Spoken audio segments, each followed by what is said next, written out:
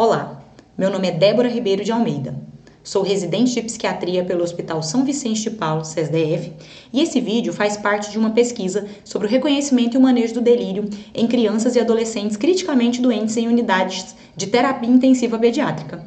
Nosso objetivo é revisar os principais conceitos sobre o tema, promovendo atualização para qualificar o cuidado. E o que é o delírio? O delírio é uma disfunção cerebral aguda e transitória, que altera o estado mental e manifesta-se por desatenção, pensamento desorganizado, distúrbios perceptivos e alterações psicomotoras.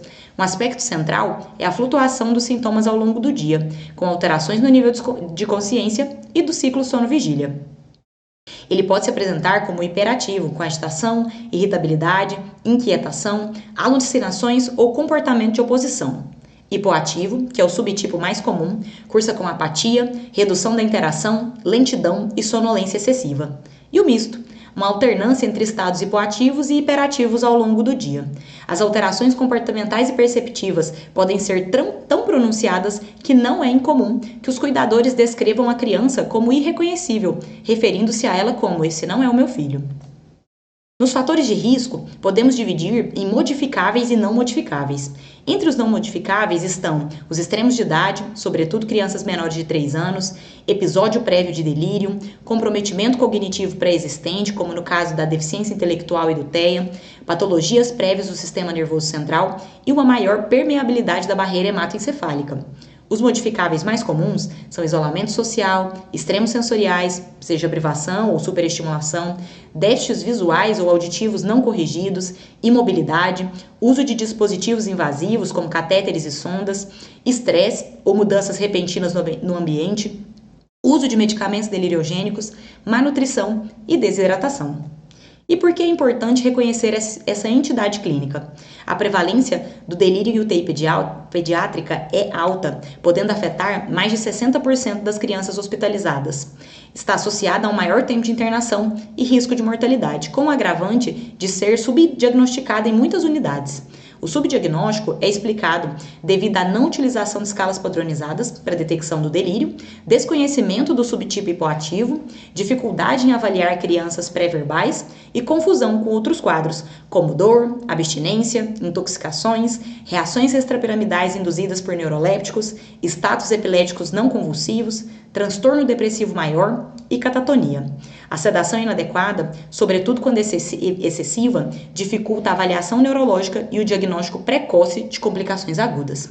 Embora as consequências a longo prazo do delírio sejam pouco estudadas, há risco de memórias confusas neste período, além do surgimento de sintomas de estresse pós-traumático em crianças e seus familiares, o que reforça a importância do reconhecimento precoce e de sua prevenção. E como identificar? A primeira etapa é a avaliação do nível de consciência, utilizando a escala RASS. Se a pontuação for -4 ou -5, o paciente está profundamente sedado e deve ser reavaliado em outro momento. Se a escala for maior ou igual a -3, aplicamos escalas específicas. A KPD, ou escala de Cornell, é aplicada desde recém-nascidos até 21 anos, com ou sem atraso do desenvolvimento cognitivo.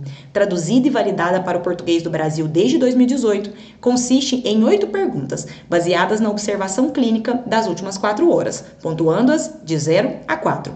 Pontuações acima de 9 sugerem delírio. Os itens incluem estado de alerta, comunicação verbal ou não verbal, ciclo sono-vigília, alterações motoras e emocionais e resposta a estímulos familiares. A PQM-ICU é utilizada em crianças a partir de 5 anos, sem atraso do desenvolvimento cognitivo.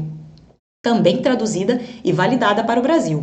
Para o diagnóstico de delírio, o paciente deve apresentar obrigatoriamente alteração aguda ou curso flutuante do estado mental de base e desatenção, mais um dos seguintes: alteração do nível da consciência ou pensamento desorganizado.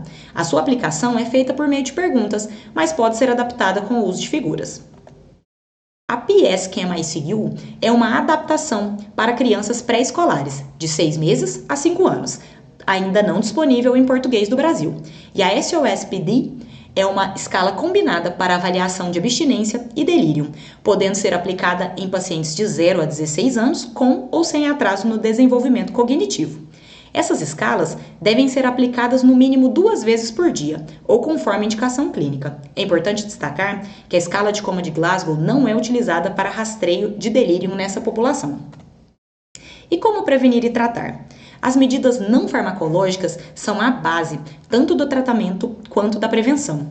Identifique e corrija os fatores predisponentes, como hipoxemia, distúrbios metabólicos, infecções, dor, síndrome de abstinência e outros. Promova um ambiente adequado, com iluminação, redução de ruídos, presença de fotos, brinquedos ou outros objetos familiares. Forneça óculos ou aparelhos auditivos em crianças que faziam o uso prévio destes. Possibilite a presença de familiares de uma rotina estruturada e adeque o estímulo físico e social respeitando o subtipo. Ambiente calmo, no delírio hiperativo, e incentivo a mobilidade e interação no subtipo hipoativo.